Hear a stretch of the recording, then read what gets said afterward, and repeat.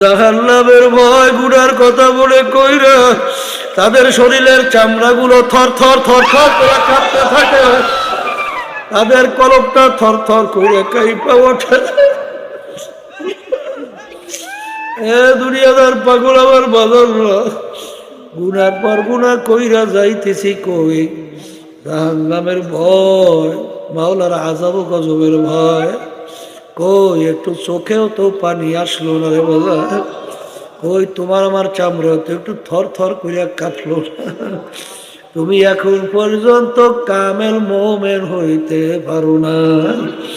এই জন্য আমার বাজানদেরকে বলবো, আল্লাহর হাবিব অল্প বয়সে তার দাড়ি মোবারক পাইকা গেল, তার পিঠ মোবারক গুজা হয়ে গেল।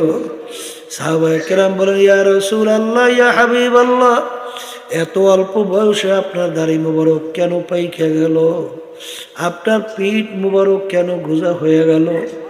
আল্লাহর হাবিব বলেন, ও আমার সাহাবায়ে কেরাম, আল্লাহ রাব্বুল আলামিন কোরআনুল কারীমের মধ্যে নাফরমানদের ব্যাপারে যে আযাব ও গজবের ঘোষণা করছে,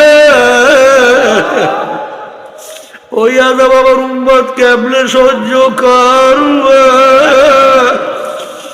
এই আমার উম্মতের চিন্তায় চিন্তা আমি রসুলের দাড়ি পাইকা গেল, আমি রসুলের পিঠ মোবারক গুজা হয়ে গেল। এ কবরের যাত্রীরা, আল্লাহর হাবিব কিন্তু তার নিজের চিন্তায় তার দাড়ি মোবারক পাকেও নাই, তার পিঠ মোবারক গুজাও হয় না। তোমার আমার চিন্তায় আল্লাহর হাবিবের দাড়ি মোবারক পাইকা গেল, আল্লাহর হাবিবের পিঠ মোবারক গুজা হয়ে গেল। আরে যেই মামলার তদবির নাই, সেই মামলারও কিন্তু খালাস নাই। বাজার সাহাবায়ে কেরামদের ইতিহাস, আল্লাহু আকবার, আল্লাহর ওলিদের ইতিহাস, আর আমাদের অবস্থান কোথায়? ওয়ালা নাবলুওয়ান্নাকুম, আমার মালিক বলছেন, অবশ্যই অবশ্যই আমি তোমাদেরকে পরীক্ষা করবই করব।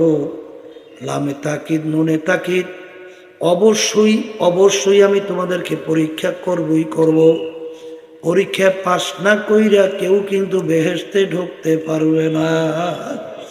কেমন পরীক্ষা করবেন?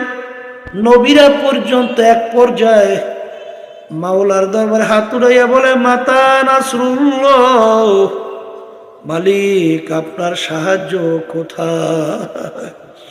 এই অবস্থায় না পড়িয়াই তোমরা বেহেশতের ভিতরে ঢুইকা গেলা, অত সহজ না রে বাজান।